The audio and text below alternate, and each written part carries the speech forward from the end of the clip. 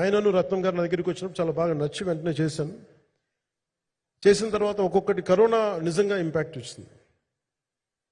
అంటే ఎలా ఉండదంటే, ఎంత హార్డ్గా ఉండదంటే ఇండస్ట్రీ, అది ఎవరిని తప్పు పట్టలేము.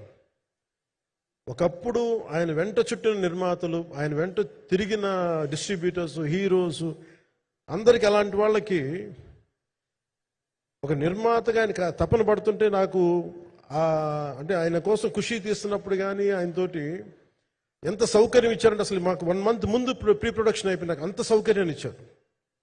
నేను కంపోజ్ చేసిన యాక్షన్ సీక్వెన్సెస్ కానీ ఫైట్స్ కానీ ఖుషీకి నాకు ఆల్రెడీ ఒక 1 month 1.5 month థియేటర్ నాకు ఇచ్చేసి, మన సురేష్ ఎఫెక్ట్స్ థియేటర్ మొత్తం ఇచ్చి నాకు అంత లగ్జరీ ఇచ్చిన వ్యక్తి ఆయన నలిగిపోతుంటే నాకు నిజంగా చాలా బాధేస్తుంది. ఒకసారి it is not about money, it's not about success, it's about standing by whom you trust, who stood for the people and who stood for the industry. నాకు ఎందుకు ఇది మీతో పంచుకోవాలనిపించింది. సినిమా ఎంత విజయం ఇది నాకు నిజంగా తెలియదు, ఎందుకంటే నేను ఇట్లా అనుకోవచ్చు ఇంకోలా, కానీ ఒక్కటి మటుకు చాలా సిన్సియర్గా చెప్పగలను. Krish came out with very good concept, చాలా హై కాన్సెప్ట్ పట్టుకొచ్చారు.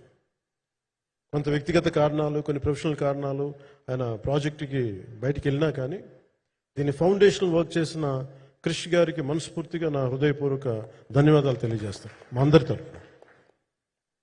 అలాగే తర్వాత స్టెప్ ఇన్ అయింది మన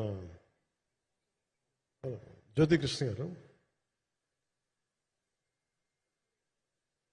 నేను ఖుషి సినిమా చేస్తున్నప్పుడు అప్పుడే లండన్ ఈ ఫిల్మ్ మేకింగ్ కోర్స్ చేసి మన డైరెక్షన్లో institute direction film making course చేసి అప్పుడే గ్రాడ్యుయేట్ అయ్యి వచ్చి అప్పటి నుంచి ఉన్నప్పుడు బట్ యాక్చువల్ తనతో మాట్లాడుతుంటే మోస్ట్ సెన్సిబుల్ డైరెక్టర్ అనిపించారు.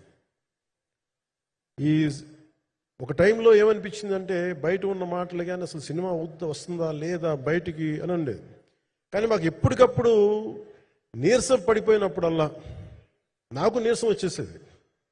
సినిమా అవుద్దా అవ్వదా అనుకున్నప్పుడల్లా దీనికి ప్రాణవాయువునిచ్చిన వ్యక్తి కీరవాణి గారు. ప్రతిసారి నేను వర్క్ చేసి, నేను ఎందుకంటే సినిమా చివరి దాకా నేను నమ్మను ఎప్పుడు.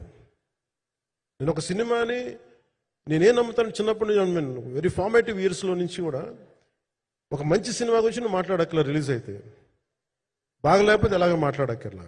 అందుకే నేను ఎప్పుడు సినిమా క్వాలిటీ మీద దృష్టి పెడతాను తప్ప ఇంక మిగతా వాటి మీద మాట్లాడను. అందుకే నాకు ఎప్పుడు ఈ మాట్లాడటం అనే దాని మీద ఎప్పుడు దృష్టి పెట్టలేదు. కానీ ఫస్ట్ టైం ఈ సినిమాకి చాలా అవసరం అనిపించింది.